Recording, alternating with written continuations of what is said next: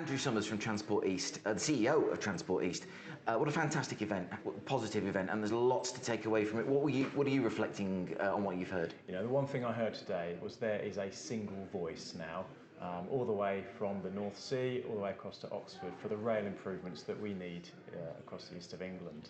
We heard really strongly about the huge economic benefits that Ely Junction will provide if funded. It will take 100,000 vehicles off the A14. It unlocks UK trade, not just within this region, but the North, the Midlands and London. And we heard about the significant amount of integration that we need to take forward between rail and the rest of the transport network to really deliver outcomes for people. Rail is absolutely fundamental, but it's not just about rail, it's how do people get from their homes or from their business to the rail station and then back again. An end-to-end journey that's seamless and competes with the private car.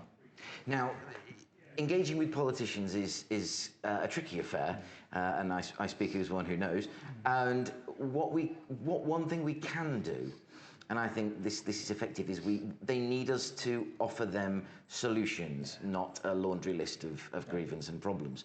That's always going to be more effective. So you've alluded to it a bit there. So I just invite you to sort of dive a bit deeper into the solutions that Ely will offer. You know, we've seen really stark statistics on the overhead about is it £1 spent unlocks £4.89, was it? And that's quite something. So just speak to that for us. Yeah, absolutely. So Ely Junction is absolutely the centre of our Transport East strategy. Now, let's just zoom out a bit. Transport is an enabler, and we need to think about Ely in that perspective. In our transport strategy for the East, there are 4 things to answer your question that is going to unlock from that very strategic perspective. Firstly, decarbonisation to net zero. Now, transport in the East is 42% of all carbon emissions in the East. That is higher than any other region in the UK. So it's absolutely fundamental that schemes like Ely are in place to support that decarbonisation. Secondly, connecting our growing towns and cities. So we have a £73 billion economy in the Transport East region, but it's created by 75 towns and cities and its rural areas working together. We don't have a dominant metropolitan area. So interurban transport is absolutely fundamental to serve that economy, and Ely, again, is at the centre of this.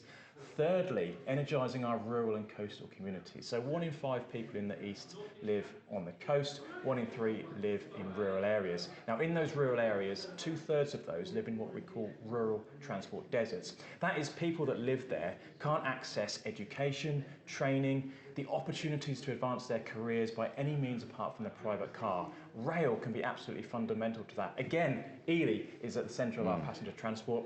And fourth, but certainly not least, is international trade. Yeah. Now, Ely supports international trade by unlocking the gateway between our ports, and we've got 13 ports in the east of England, to the Midlands, to the north.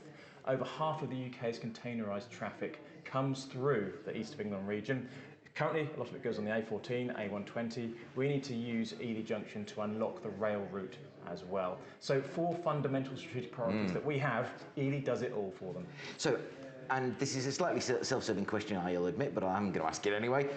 What can Eastern Promise and what can our listeners, viewers now, do to support Transport East and England's economic heartland in actually delivering this, making it work, and getting Ely where we need it to be to support what could be a really exciting, what will be a really exciting picture of sustainable economic growth, greater skills, employment, leisure, housing, you name it. We can do it all if we can get this unlocked. So it's fundamental that we have a single voice coming from the East on this. So you can see examples across the UK where a single voice has been incredibly successful in unlocking investment in rail. For example, the Midlands and the North now have their integrated rail plan. In the East, our businesses, our communities, our local authority leaders are getting behind the case for Ely, and we need to keep taking that forward.